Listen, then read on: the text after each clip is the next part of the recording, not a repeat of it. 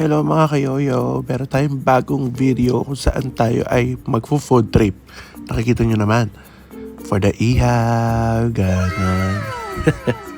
At syempre, ang favorite kong orderin is isaw ng manok. Tapos meron ding tenga ng baboy at ulo ng manok and konting Betamax, ganun.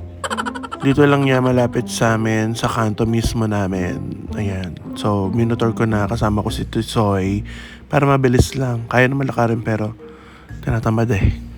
Ayan, niluluto na siya. Ihaw. Eksena yung ano, di ba? May for the electric fan.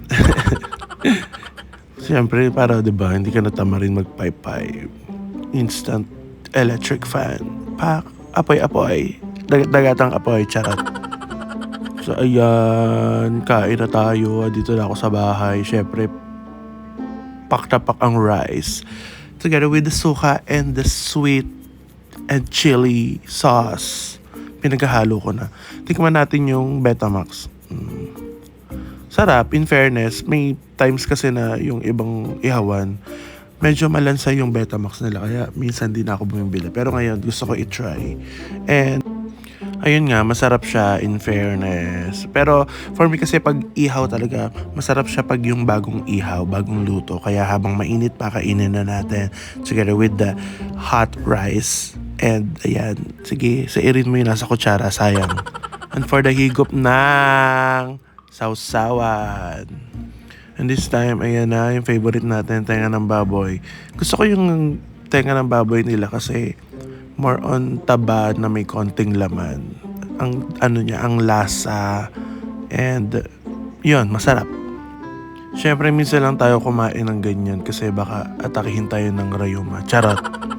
And thankfully, wala pa naman tayong arthritis. Wala naman tayong rayuma pa. Pero hanggat maaari, iwasan na natin tumaas yung uric acid. Kaya, ayan lang. Pasweet lang tayo. Char. Pasweet pero ang daming rice. Ha!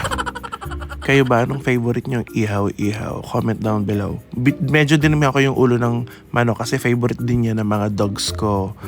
Ayan, medyo mura, nakatipid, pero marami sila makakain kasi malasa siya. Ayan, try na natin yung ulo ng manok. Favorite ko sa ulo ng manok is yung utak niya. Talagang malasa. Parang yung sabaw ng, for me kalasa niya yung sabaw ng ng balot. Kaya gusto ko siya, sip-sip, gana, sip-sip empak. And hindi siya bad sa dogs kasi malambot lang yung buto ng ulo ng manok. So, hindi sila maano. Pero may part na matigas, yun yung tinatanggal ko, yung sa ulo, yung may matulis, yun, tinatanggal ko yun. Hindi ko pinapakain sa dogs.